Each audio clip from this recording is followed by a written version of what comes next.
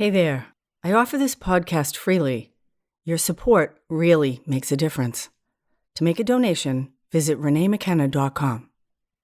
Welcome to Spiritual Psychology. My name is Renee LaValle McKenna, and I bring my 30-plus years as a recovering addict and ex-crazy person turned therapist and shamanic healer to bring you snackable teachings on spirituality, psychology, and all things personal growth. And today I want to talk about our inner masculine and feminine.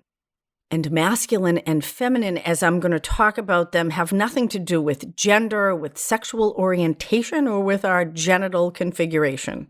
Masculine and feminine, from my perspective, are archetypes or energetic formations, and they exist in all of us. And the internal relationship between the feminine and masculine aspects of ourselves has a lot to do with the quality of our life and our experience of it, both internally and externally. And the idea that a healthy masculine and a healthy feminine, when they're strong, well-developed, mature, and grounded, when they come together, just as in intimate relationships, or I should say in healthy, mature, intimate relationships, there's a dynamic of love, support. The masculine and feminine together create new life and provide nourishment and even encouragement for each to grow and develop and express their true nature in the world. And again, masculine and feminine has nothing to do with sexual orientation. And I will be using intimate relationship as a metaphor for our internal relationship because, first of all, it gives us a lot of information about ourselves, but it also really is a metaphor. When we look at our intimate relationships with others, it can really inform or give us insight into things we can't see about our internal relationship with ourselves. And each person is a unique configuration of masculine and feminine. And there's many other ways to understand that, and I'll talk more about the different perspectives if the masculine-feminine thing is triggering for you. But this interplay of masculine and feminine is as applicable to gay couples as it is to hetero couples, because these archetypes, these energetic forms, as we shall see, exist in a unique and particular combination for each of us, both internally and externally. And I find this a really helpful lens to view the self through. And again, looking at my intimate relationships can be helpful to help me see things that it's hard for me to see directly in myself, because my internal structures are almost always evident in the external structures of my life. The spiritual principle, as within, so without, which is why doing our internal work to heal our unresolved emotional issues, to face and dissolve our fears, to grow in compassion, courage, strength, and empowerment is really the fast track to changing my life. We live in a very externally focused culture, and as humans, it totally makes sense because things that we can see and touch and feel and hear, things that are quantifiable and measurable, that's actually the masculine realm of the tangible.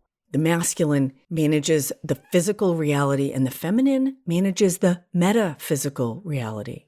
And it points to understanding why the masculine is overvalued and the feminine is undervalued. Because it takes a lot of maturity to be able to actually grasp the metaphysical and experience it. And the physical is just right here in front of us. It seems like that's what's real. I made air quotes around real that you can't see on a podcast. And things that are non-physical or metaphysical seem, air quotes, unreal. And so when we want to change our life, if we have problems, we want to change the outside, hoping that will make the inside feel better. And almost everything we do in the external world, in the masculine, is in service of how we feel, which is our more feminine experience. Again, the masculine is the doing, and the feminine is the feeling. The masculine is the logical. The feminine is the intuitive. The masculine is the intellect.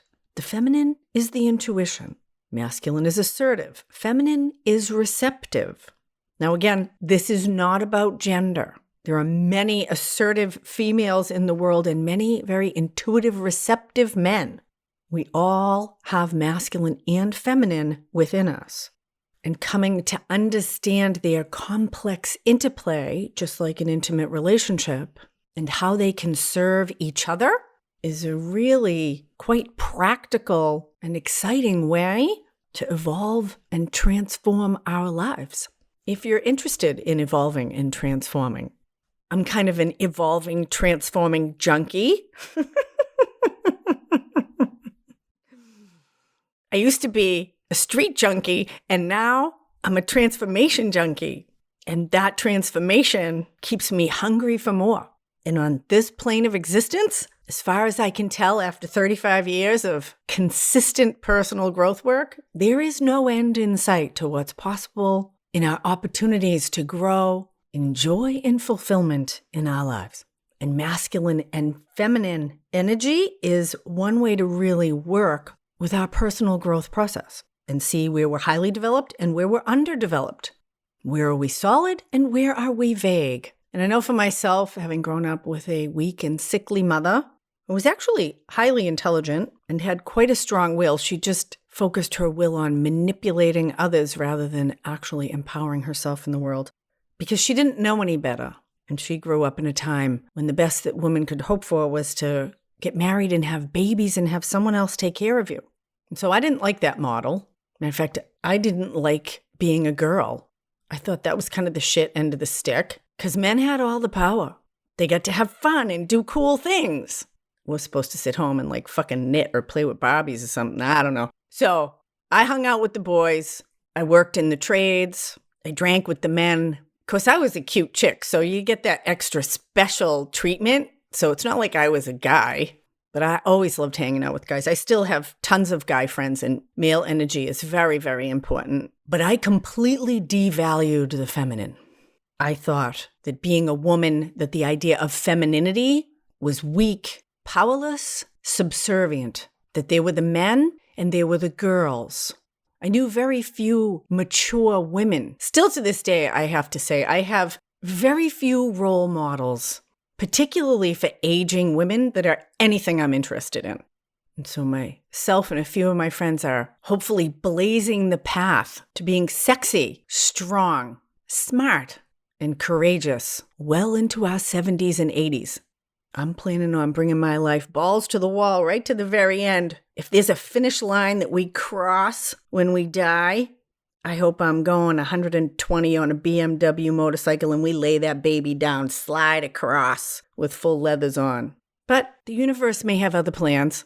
So I had a very highly developed masculine. I'm not going to say it was a mature masculine. I worked in the trades. I was often the only girl on the landscaping, on the house painting, or the construction crew. I was frequently kind of abusive and unfaithful in my relationships and made a pretty conscious decision to treat men the way that I believed men treated women, which was as kind of disposable and not to be taken terribly seriously. And the feminine attributes of vulnerability, flexibility, relationality, compassion, love, spiritual connection had no interest for me at all. And so I was completely undeveloped. I had long-term relationships with compulsive liars and married men, people that were as emotionally unavailable as I was, because I thought being hard, invulnerable, unfeeling meant strength, that the masculine principle of independence was the goal. And I've come to understand now that interdependence, which is the feminine principle, is actually the next stage of development. That independence is necessary in many areas of our life to become fully developed, but that independence truly is a fallacy. We are part of a larger system. We're breathing in and breathing out every moment, taking in food, excreting it. No matter how independent we think we are, we stand on the face of the earth, held to her with gravity. We would die without the sun. Even if you're isolating yourself in a room with a computer, somebody made that computer. Thousands of people made that computer, or the car we drive in, or the home we live in. From the mine workers who dug up the raw materials through all the levels of manufacture, the truckers who bring it to the store, and the people who tally our money that we pay for the items that we use. We are interdependent on every level of our life. And so from my perspective now, the healthy, mature feminine that's actually developing in our culture right now needs a strong, well-developed masculine to support her. There is a huge resurgence of feminine development. Again, from this archetypal standpoint, it may be seen as backlash against the patriarchy, and certainly a necessity in the deficit that has been created with an overdeveloped masculine or overvaluing the masculine. But I think it's actually a natural progression, that developing a healthy, mature feminine of care for others, of awareness of the larger system, of the growth of more meaningful, individualized spiritual practice, the explosion of therapy. People are really opening to their non-physical, experiential selves. And whether that's because they're suffering or just because they're interested, I don't think it matters. That is developing. It's very exciting. It's part of our evolution as humans. And the feminine can only come to her full expression with the healthy masculine supporting, protecting, and providing a container for her to do so. And that's exactly what happened for me. I had never wanted to have children, but I had this wonderful guy who said, listen, I'll provide you a beautiful home. We can have kids. What else are we going to do with our life? We've already traveled and had all kinds of sex with different people and have careers. We're just going to keep living a selfish life? Or are we going to move to the next thing and learn how to care for others? I was like, whoa, all right, I'm down. So I got married when I was 38 and I had my children when I was 39 and 41. I'm a slow bloomer. It's fine. We're all on our own timeline. It was perfect. I couldn't have done it a minute before then. It was way too fucked up and self-centered. But moving into selflessness, which is a feminine principle, as opposed to self-centeredness, which is a masculine principle. And that doesn't have to be unhealthy. We need to focus on ourselves and we need to focus on others. And again, there's this interplay and balance that can be mature. In its shadow side or pathological end, both feminine and masculine can be toxic. And I hate to always diss on my poor mother, but she was toxic feminine, completely collapsed, weak, unworthy. And so this profound process happened when I decided to get married and have children, that I realized I had a very underdeveloped feminine that needed to be strengthened and matured and expanded if I was going to be the kind of wife and mother that I would like to be. And I had already been working with the divine feminine as a primary spiritual source for a long time because of my mother wound, working with Mary, the great mother energy. The Hindu goddess Kali had already introduced herself to me at that time, but I needed to move from my own child energy, approaching the great mother to heal me, into embodying the divine feminine within myself. Because as a wife and mother, I was going to be a source and a resource for others, particularly my children, but my husband as well. And I really had to face a lot of my internalized misogyny and open to learning about the profound strength of mature feminine. Deep compassion, unconditional love, emotional, spiritual, physical, sexual vulnerability. Where the masculine is rigid, the feminine is flexible. Where the masculine is goal-oriented, the feminine is process-oriented.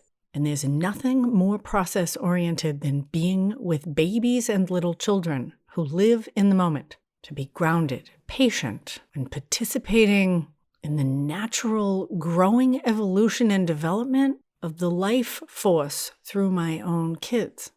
As I breastfed them, as I got mastitis, which is breast infections, my daughter who would not breastfeed.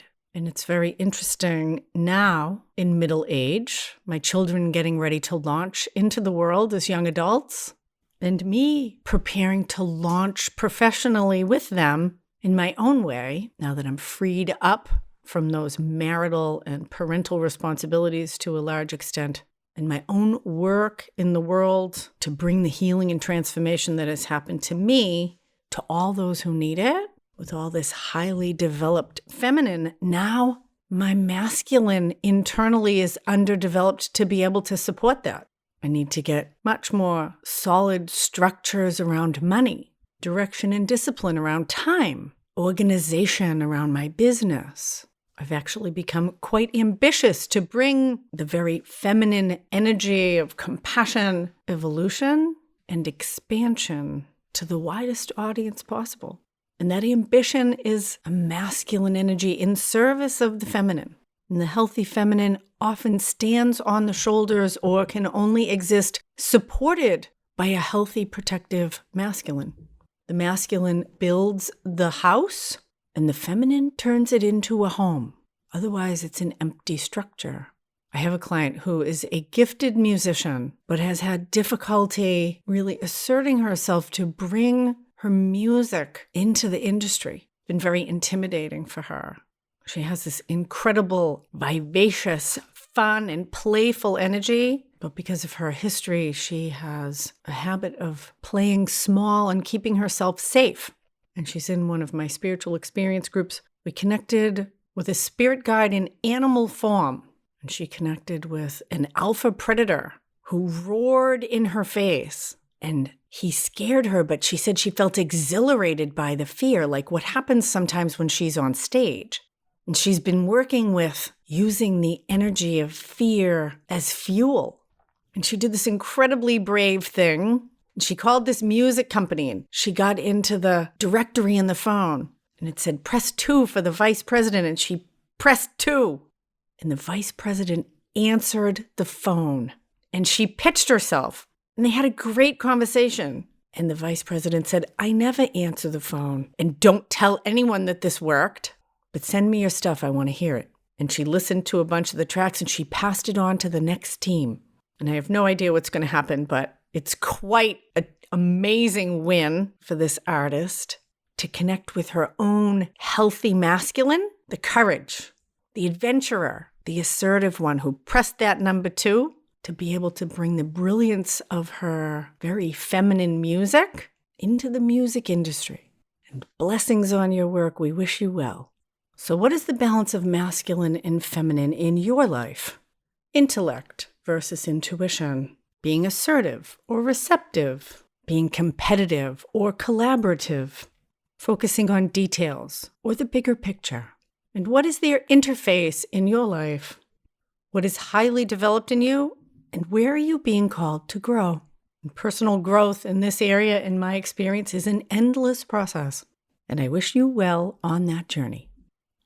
And if you'd like some help on your journey, you can set up a free 30-minute discovery call to find out how spiritual psychology work might benefit you in your life, or learn about my mentorship program. Shoot me an email, info@reneemckenna.com.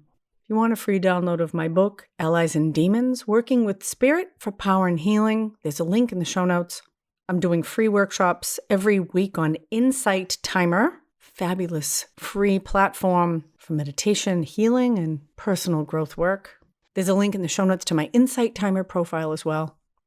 Blessings on your path until we meet again. This is Renee LaValle McKenna for Spiritual Psychology.